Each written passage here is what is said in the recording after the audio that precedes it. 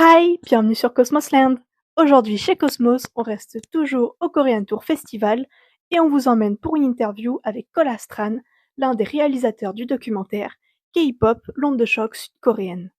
Dans ce documentaire, il nous emmène dans les coulisses de la scène urbaine coréenne et aux origines de celle-ci. Alors, amis fans de K-pop et de K-rap, je vous invite fortement à aller découvrir ce documentaire, disponible gratuitement sur France TV. Et tout de suite, découvrons les coulisses du tournage. C'est parti!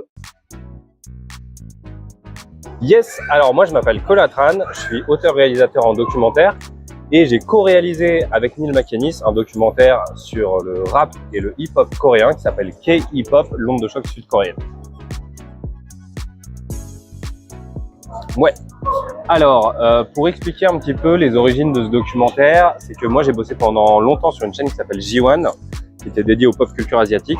Donc on parlait beaucoup de manga, d'animés japonais, mais aussi pas mal de pop culture coréenne, que ce soit cinéma ou musique. Et en bossant pendant des années sur cette chaîne-là et sur cette émission-là, je me suis un peu pris de passion pour les scènes indépendantes coréennes, moins pour la K-pop, qui honnêtement est moins mon truc, et musicalement, et au niveau de l'image que ça peut représenter de la Corée.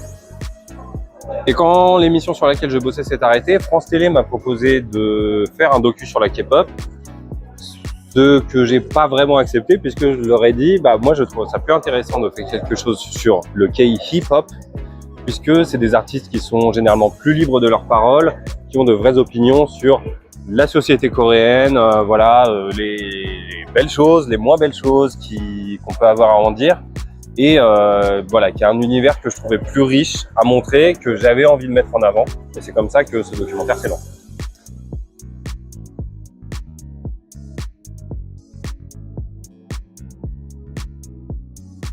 Alors, Dynamic Duo, effectivement, ça fait partie des artistes que, en réalité, on ne connaissait pas avant d'aller les voir. Comme c'est beaucoup le cas quand on bossait sur le Nuzo Show, en fait, on était une émission quotidienne avec une interview quotidienne. Donc, pour dire les choses un petit peu simplement, on tournait tous les artistes asiatiques qui pouvaient passer en France. Le Midem, c'était un truc super parce que donc c'est un festival et un marché de la musique où les pays du monde entier sont représentés. Et il y avait toujours une délégation coréenne qui venait tous les ans présenter 3-4 artistes dans différents styles. Donc généralement, il y avait un groupe de K-pop, quelque chose de beaucoup plus indépendant. Et là, un peu entre les deux, on avait Dynamic Duo, donc c'était un duo de rappeurs venus de Corée du Sud. Je me souviens que l'interview, elle s'est faite vraiment dans un couloir du Palais des Festivals à Cannes, un peu à l'arrache, mais que les mecs étaient adorables, que l'interview, je l'avais trouvée très intéressante. Et évidemment, quand on est revenu sur l'idée de faire un documentaire sur le rap coréen, j'ai tout de suite pensé à eux et j'avais repensé à cette expérience de première interview et je me suis dit, je veux grave les avoir dans le doc, quoi.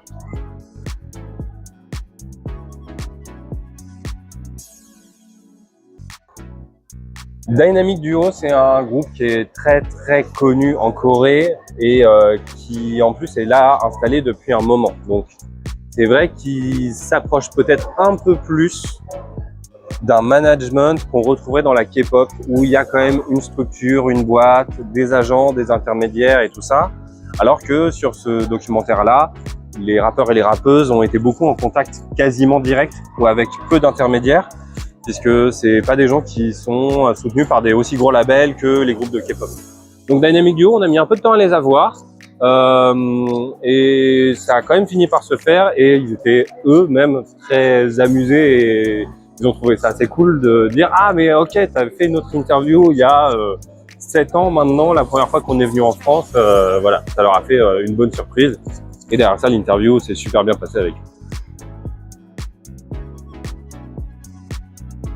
Alors quand on fait du documentaire, il y a ce qu'on a prévu et ce qu'on n'a pas prévu. C'est-à-dire que moi, il y avait pas mal d'artistes que je voulais avoir qui étaient, on va dire, de la première génération de rappeurs en Corée du Sud, parce que je voulais pas mal de profils qui puissent nous raconter comment ce mouvement-là était apparu.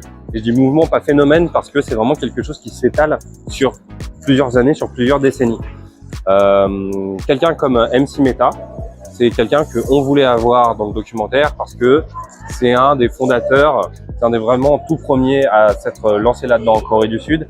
Et en plus, lui a la particularité de dire je ne vais pas rapper en anglais, je vais rapper en coréen, parce que je veux qu'on se réapproprie cette esthétique musicale, mais avec une fidélité à nos racines. Et ça, je trouve que c'était une démarche super intéressante. Et il y avait d'autres gens, par exemple Tiger JK, qu'on aurait voulu avoir, qu'on a contacté, qui aurait été chaud, mais pour des raisons de planning, ça n'a pas pu se faire.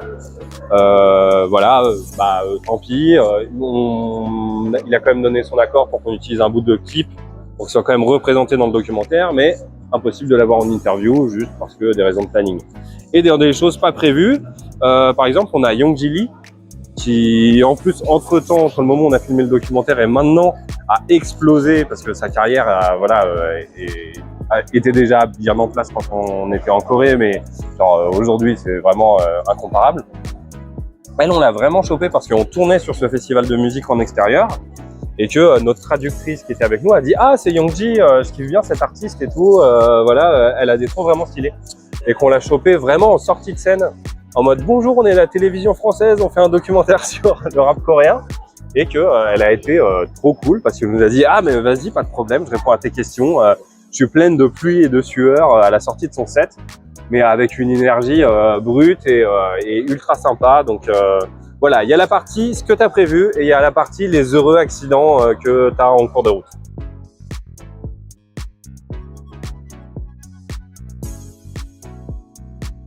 Ouais, les artistes étaient assez surpris qu'on s'intéresse à eux sur ce sujet-là.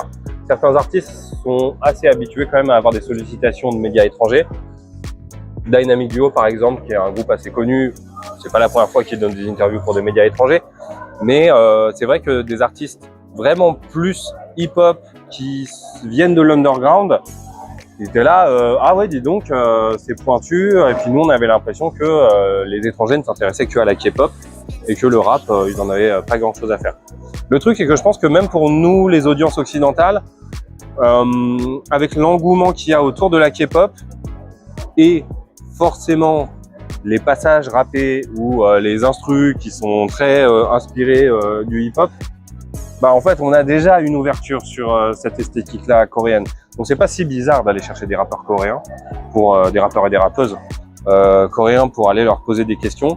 Mais ouais, qu'on s'intéresse aux origines du mouvement, ça c'était plus surprenant pour eux, mais en agréable surprise évidemment quoi, hein, parce que eux c'est leur histoire, ils ont envie de la raconter et nous on a envie de raconter leur histoire.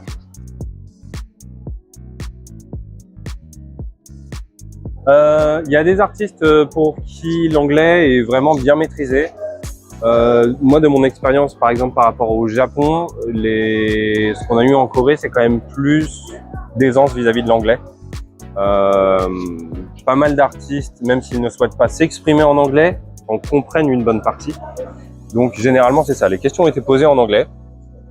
Certains artistes comme Jimbo de Super Freak sont à un niveau où ils étaient tout à fait ok de faire toutes leurs réponses en anglais. Et d'autres artistes comme MC Meta par exemple comprennent bien la question mais ne se sentent pas suffisamment à l'aise pour répondre en anglais. Surtout que MC Meta, lui, en plus, est un défenseur de la langue coréenne dans le rap. Donc, à plus forte raison, il va représenter aussi la langue coréenne pendant les réponses en interview.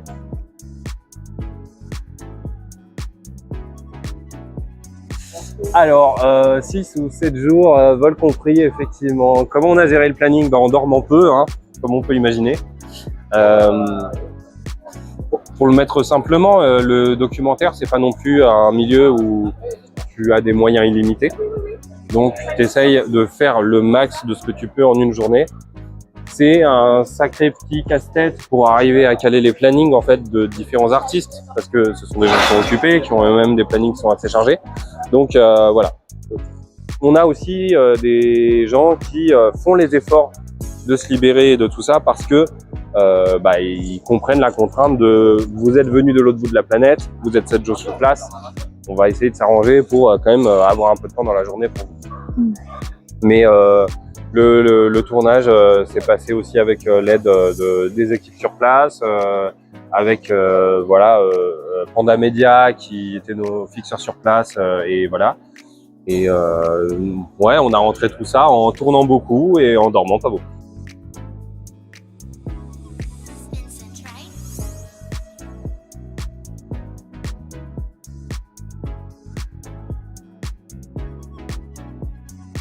Les journées de tournage sont des moments un petit peu étranges où il y a de l'adrénaline. Alors, on peut dire adrénaline si on est dans le positif, stress si on est dans le négatif. Les deux sont là, hein. Mais c'est vrai que ça permet aussi de tenir des plannings qui sont assez exigeants.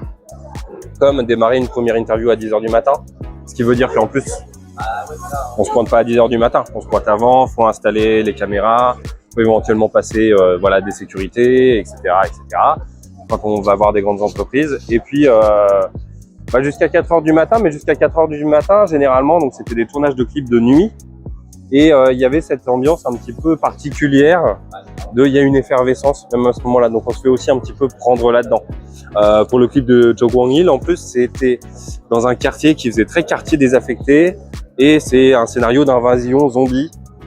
Donc il y a ce sentiment un peu irréel qui flotte. C'était marrant en plus parce qu'on a croisé pas mal de Français qui étaient là pour faire de la figuration, donc qui vivaient en Corée. Et qui, en fait, c'est des petits boulots, quoi, qui payent pas trop mal d'aller faire de la figuration dans des clips. Donc, ouais, en fait, t'es dans le feeling de tu vis une aventure, donc ça te permet d'encaisser un peu plus de fatigue que ce que tu peux faire sur des journées classiques.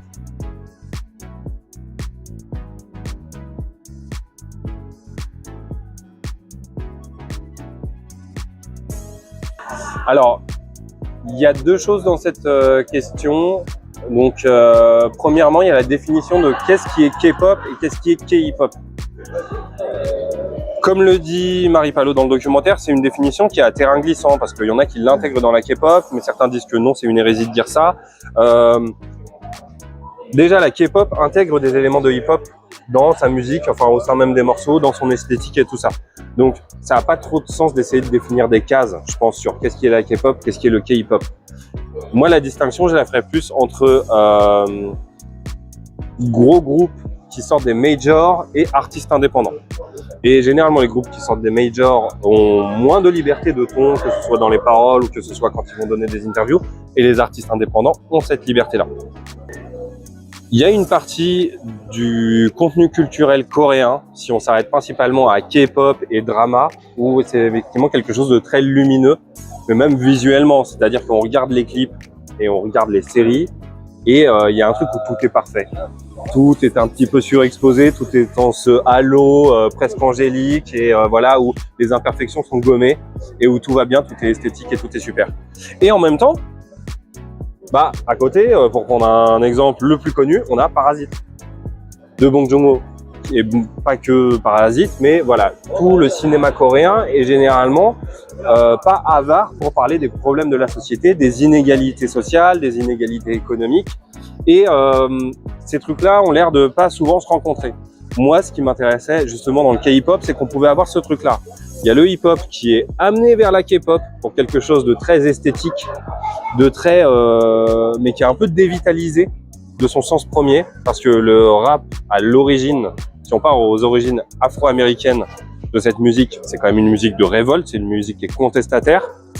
Et il y a aussi la partie du rap coréen qui a conservé cet esprit des origines et qui est là pour dénoncer quelque chose et voilà, et pour parler aussi d'un mal-être et pour parler de ce qui ne va pas dans la société coréenne. Moi, c'est cette nuance-là que j'avais envie d'explorer et les gens peuvent voir soit de l'hypocrisie quand on va sur le côté K-pop, drama, où tout va bien, où tout est merveilleux. Voilà, je pense que comme dans tous les pays, il y a ces nuances. Et ce qui est important, c'est d'être informé de ces nuances et de ne pas se faire une idée idéalisée, que ce soit dans un sens ou dans l'autre.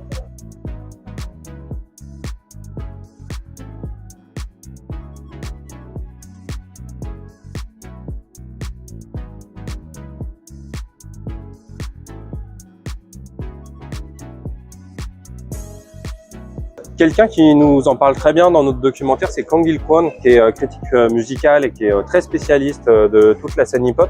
Et effectivement, lui a un discours qui est très à charge contre Show Me the Money. Et on comprend totalement pourquoi, c'est-à-dire que l'ambivalence de Show Me the Money, c'est que ça a permis de faire exploser les artistes de hip-hop coréens, donc de leur amener une notoriété, de faire aussi que des titres très hip-hop soient viables économiquement, entre guillemets, puisque en créant cette sensation télévisuelle, ça fait que ces artistes-là peuvent peser et peuvent s'imposer sur le marché, au même titre que de groupes plus idols, voilà, qui sont dans quelque chose de peut-être plus formaté. Et en même temps, donc comme le dit Kang Il Kwon, ça fait qu'il y a un monopole. Et il y a une hégémonie de, en fait, le hip-hop, c'est ça. Et le discours de la productrice de Show Me de Monique qui dit, aujourd'hui, ce qui compte en Corée dans le rap, c'est que c'est une esthétique qui est très à la mode, qui est très trendy, et que y a plus trop cette idée d'esprit contestataire ou de révolte et de tout ça. C'est quelque chose qui, moi, me choque artistiquement, parce que pour moi, l'art est là pour dire quelque chose et dénoncer quelque chose aussi dans pas mal de situations.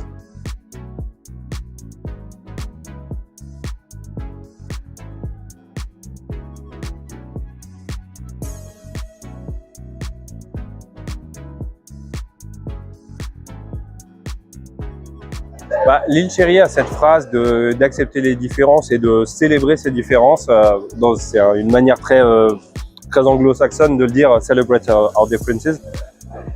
Mais effectivement, qui est très chouette, qui correspond aussi à, je pense, l'état d'esprit des nouvelles générations. C'est-à-dire qui ont intégré qui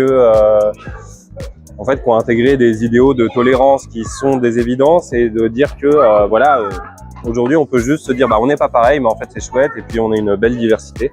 Et en même temps, il y a la phrase de Jimbo qui est aussi que la culture coréenne dans son ensemble, c'est un peu la bibimbap culture, où dans un plat, plusieurs ingrédients vont coexister, ne pas forcément être ils vont être mélangés, mais vont pas être mixés ensemble. C'est-à-dire que chacun va garder un petit peu son individualité. On va pouvoir voir dans la K-pop, dans le K-hip-hop, qu'est-ce qui vient d'influence américaine, qu'est-ce qui vient d'influence peut-être plus spécifiquement coréenne, peut-être qu'est-ce qui vient de, je sais pas, d'une scène européenne, du Japon aussi, parce qu'on sait qu'il y a des influences au niveau culturel et musical. Je pense qu'il y a un peu ces deux trucs-là à la fois. En tout cas, oui, je pense que la Corée est ouverte sur le monde, et que c'est là sa grande force, c'est de se dire on ne va pas produire que pour notre marché intérieur destiné à un public coréen qui n'a que les références culturelles coréennes. On sait qu'il y a une question de visibilité mondiale, on a intégré la mondialisation au niveau culturel un peu plus vite que les autres, et on peut avoir des contenus qui vont plaire quel que soit notre background culturel.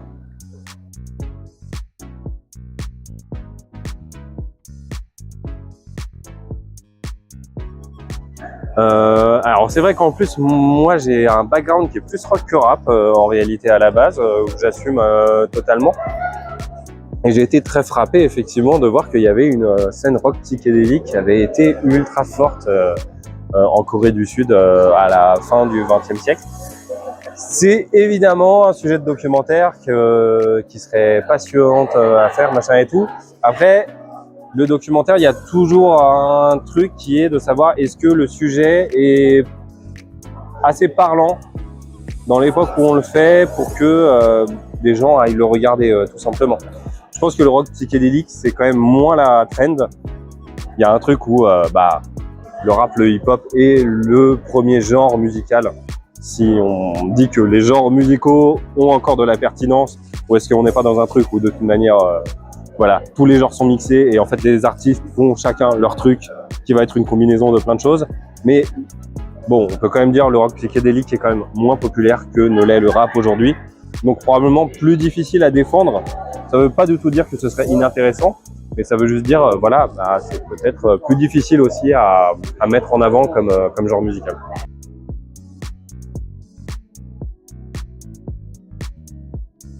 Donc K-hip-hop, l'onde de choc sud-coréenne, c'est un documentaire qui est déjà dispo sur France Télé et sur YouTube gratuitement, et qui permet de donner une autre image de ce qu'on connaît de la scène musicale coréenne, avec des indépendants, avec des gens qui ont aussi une liberté de ton et de parole sur d'où vient leur musique, d'où viennent leurs influences artistiques, comment ce mouvement-là a grandi puis a fini par exploser.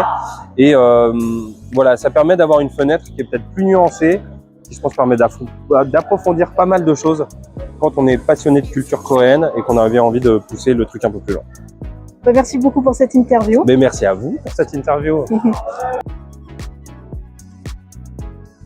Si vous avez aimé cette interview, n'hésitez pas d'abord à nous suivre, puis à commenter, à liker et à partager. Et surtout, rendez-vous à la prochaine édition du Korean Tour Festival. Bye bye!